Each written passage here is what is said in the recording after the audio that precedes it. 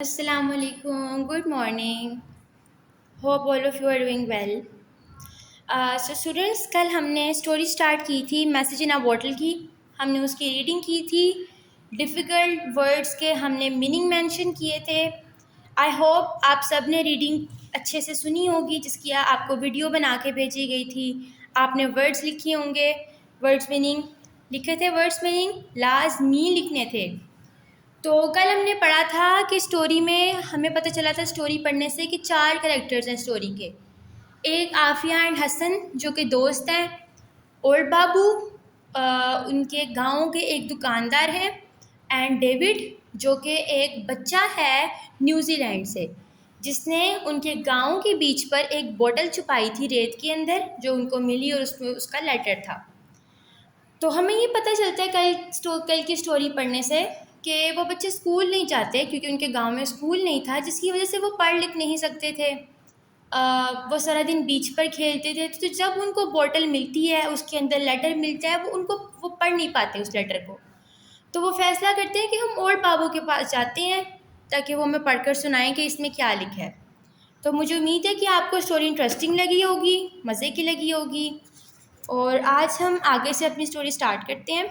कल हमने पढ़ी थी जहाँ तक ओल्ड बाबू रीडिंग करते हैं और उनको पता चलता है कि न्यूजीलैंड में डेविड रहता है, उसका पता है वहाँ. So let's start. आगे से हम स्टार्ट करते हैं अपनी स्टोरी. ओल्ड बाबू, इधर से हम स्टार्ट करेंगे ना, इधर से. Old Babu pointed to the address on the paper. Old Babu ने पेपर पर मौजूद एड्रेस की तरफ इशारा किया. पॉइंटेड मतलब इशारा किया. Here is the boys address. यहाँ पर लड़के का पता है. ही सेड, उन्होंने कहा, यानी ओल्ड बाबू ने पेपर की तरफ इशारा करते हुए कहा इस पर लड़के का पता लिखा हुआ है. This bottle has come all the way from New Zealand.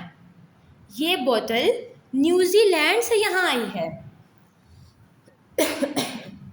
It is a country far far away over the deep blue sea.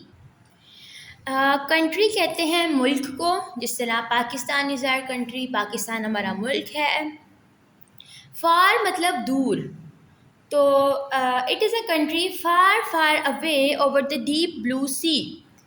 ये मुल्क बहुत दूर डीप ब्लू सी के ऊपर वाक़ है. You must write to David. तुम्हें डेविड को लाजमी लिखना चाहिए. He must be a small child just like you. वो लाजमी छोटा बच्चा है बिल्कुल तुम्हारी तरह. Tell him that you found his message. उसको बताओ कि तुम्हें उसका पैगाम मिला है. मैसेज मीन्स पैगाम. तो ओल्ड बाबू बच्चों से कह रहे हैं कि बच्चों, ये जो बोतल है न्यूजीलैंड से यहाँ आई है जो बहुत दूर एक मुल्क है. वो तुम्हारी तरह ही छोटा बच्चा होगा, तुम उसे लाजमी लिखो कि तुम्हें उसका पैगाम मिला है. The children look down eight their feet. बच्चों ने अपने पाँव की तरफ नीचे देखा. मतलब बच्चों ने नीचे अपने पाँव की तरफ देखा. They look sad. वो बहुत उदास दिख रहे थे. Why are you looking so sad. तुम इतने उदास क्यों दिख रहे हो. Why are you looking so sad. तुम इतने उदास क्यों दिख रहे हो. Asked old Babu. Old Babu ने पूछा. We can not read or write. हम पढ़ लिख नहीं सकते. कैन वी, क्या हम कर सकते हैं. Replied Aafia quietly. आफिया ने खामोशी से रिप्लाई किया. इसका मतलब यहाँ ये है कि वो बड़ी आहिस्ता से बोली, हम तो पढ़ लिख नहीं सकते, क्या हम कर सकते हैं. ठीक है. वेल, ठीक है. Said old Babu. Old Babu ने कहा, वाई डोंट यू लर्न. तुम सीखते क्यों नहीं. यानी ओल्ड बाबू अब उनसे पूछ रहे हैं कि बच्चों तुम लोग पढ़ते क्यों नहीं, तुम लोग सीखते क्यों नहीं हो. There is no school here. यहाँ कोई स्कूल नहीं है. सेड हसन. हसन ने कहा, हाउ कैन वी लर्न. हम किस तरह से पढ़ सकते हैं. यानी अब हसन उनको जवाब दे रहे हैं कि यहाँ तो कोई स्कूल ही नहीं है हमारे गांव में, हम किस तरह पढ़ें. I will teach you. मैं तुम्हें पढ़ाऊँगा. Said old Babu with a smile. Old Babu ने मुस्कुरा कर कहा. اب اولڈ بابو کو ان کی سچویشن پتہ چلی ہے کہ بچے بیچارے کیسے پڑھے، ان کے تو گاؤں میں اسکول ہی نہیں ہے. تو اولڈ بابو نے کہا کہ چلو میں تمہیں پڑھاتا ہوں. From that day, every afternoon when the shop was quiet. From that day, اس دن سے every afternoon means دوپہر، ہر دوپہر when the shop was quiet، جب دکان میں خاموشی ہوتی تھی، the children sat with old بابو، بچے اور بابو کے ساتھ بیٹھتے تھے.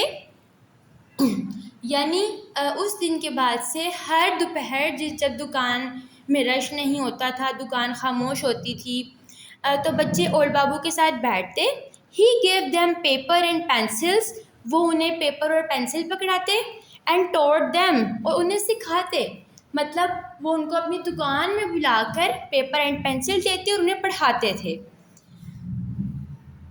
Some months later، کچھ مہینوں بعد، Afia and Hasan wrote a letter to David in New Zealand.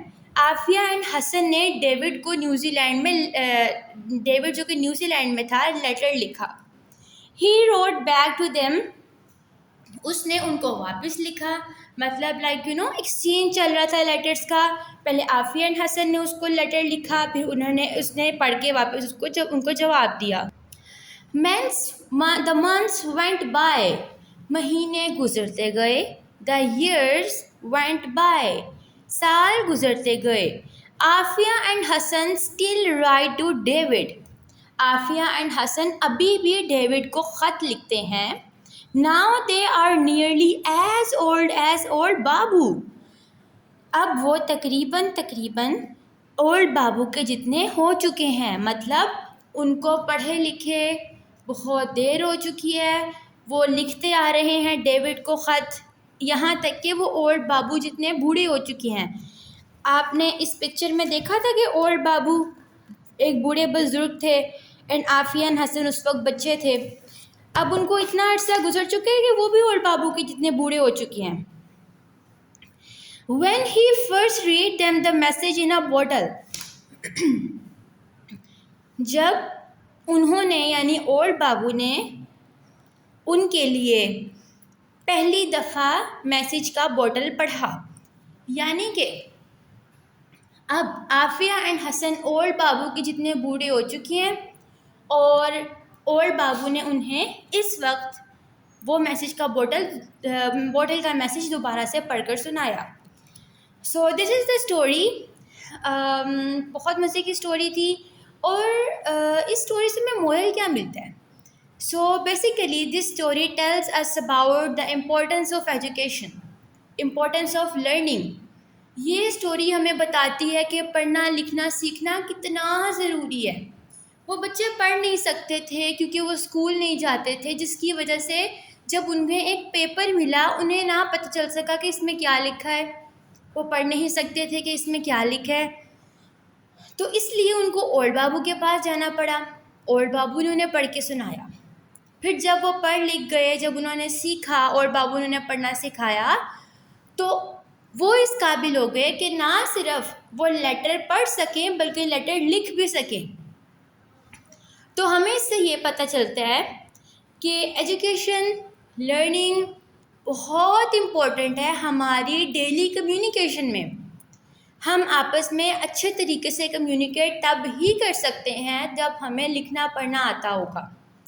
سو اس میں عافیہ اینڈ حسن نے اپنی ایجوکیشن کمپلیٹ کی، پڑھا لکھا، اینڈ دین وہ لیٹر لکھتے تھے خود اپنے ہاتھ سے اپنی مرضی کا ڈیوڈ کو. بڑی مزے کی اسٹوری تھی. ہوپ آپ سب کو بھی بہت اچھی لگے گی. آپ نے یہ سارے کے سارے ورڈز میننگ ساتھ ساتھ لکھتے جانے ہیں. جب آپ نے اپنی کاپیز کا کام کرنا ہے تو آپ نے اپنی کاپیز میں سیکنڈ ٹرم کا ٹیگ ضرور ایڈ کرنا ہے، جو کہ آپ کا سیکنڈ ٹرم سٹارٹ ہو چکا ہے. آپ نے لازمی کرنا ہے ٹیگ اس میں ایڈ. نیٹ اینڈ کلین کام کرنا ہے، بہت اچھے طریقے سے کام کرنا ہے. یہ ریڈنگ لازمی کرنی ہے. اوکے اسٹوڈنٹس، اللہ حافظ.